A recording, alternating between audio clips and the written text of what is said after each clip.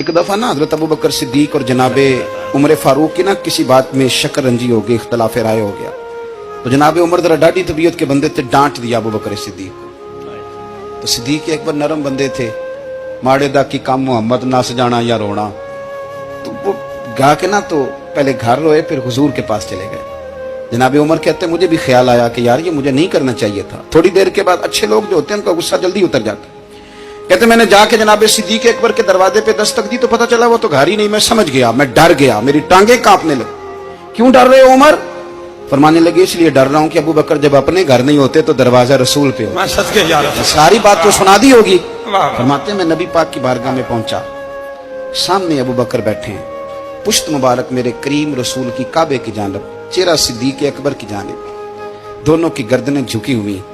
जनाबे उमर पाक फरमाते हैं कि मैं बैठा था और सोच रहा था, सलाम ली, जवाब मिला, पर गर्दनें नहीं उठाई दोनों ने, मुकद्दस गर्दनें झुकी रही। मैं सोच रहा था कि अब हुजूर मुझे डांटेंगे तो मैं सिद्दीक के पैर पकड़ूंगा, मैं अली को सिफारिशी बनाऊंगा, मैं मिन्नत करूंगा, लेकिन कोई बोले तो बात बने ना। कहते जब देर हो गई, ये सुकूत भी बड़ा मुश्किल होता है।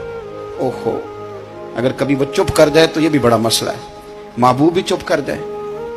कहते मैं बड़ा परेशान हुआ, जब मेरा कलेजा मुंह को आया ना तो जनाबे उमर कहते मैं बोलने लगा तो आंसू मेरे पहले निकल गए। अल्लाहु अकबर। मैंने रो के कहा सोनिया भूल गया था, मैं गया था अबू बकर के घर माफी मांगने, पर ये यहाँ आ गए।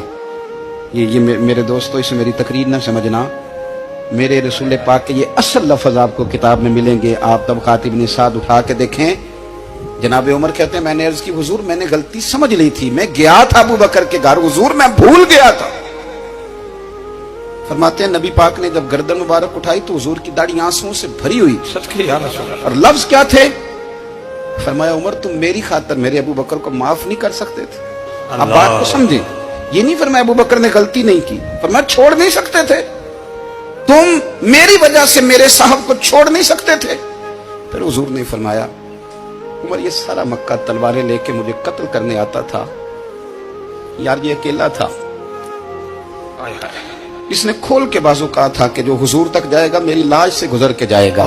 तो मैं दुनिया भूल जाती है, मुझे याद है अबू बकर सिद्दीक ने माल भी दिया, औलाद भी दी, मेरी खातर छोड़ नहीं सकते थे। जनाबे उमर कहते हैं मैं उसके बाद समझ गया कि मेरे मुस्तफा की रजा इसी में है कि अबू बकर को राजी रखा जाए। सुभान अल्लाह।